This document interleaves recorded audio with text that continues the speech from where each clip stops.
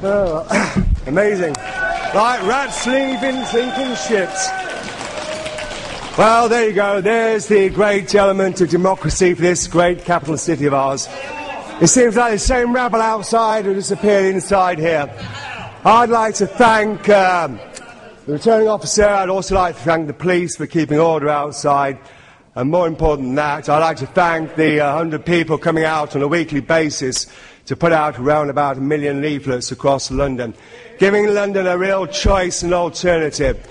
What's more important, against the diversity and absolute corruption of our media, attack after attack. I feel a little bit like Boris Johnson and Ken Livingstone and also Mr Paddock, where they were attacking them day in on their personal lives. The only difference was the comments the press, the gutter press, made about me were lies. And I'm quite happy to see the fact that Simone Clarke, a person that stood up against Ken Livingstone's barrage of hatred, of telling the truth and having the freedom of speech, still stands strong. And she is a wonderful woman, better than most of those people running around the streets outside, putting down the whole aspect of democracy. I have not been elected to Mayor of London, but I will be in the Assembly. And I promise to every single Londoner out there, regardless of creed, colour or identity, the nonsense of political correctness will be swept aside.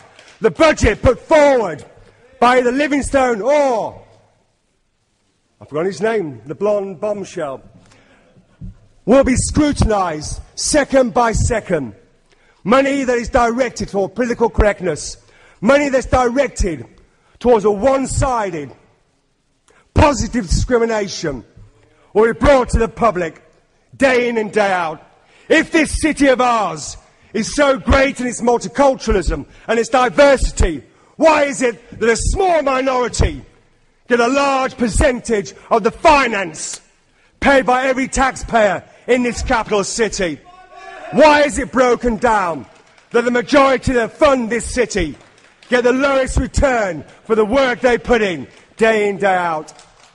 So that I make quite clear now to you, all Londoners, every single one that walks, if you need aid from a voice or speak for you, representing you clearly across this capital city, without prejudice or without concern of colour or identity, my hands will be open up as wide as that of the indigenous population and the first generation that came here to every single Londoner, as long as you play part within the identity of this great city and this great capital. People should remain as individuals and belong to the environment they came from or they come into. This is Britain.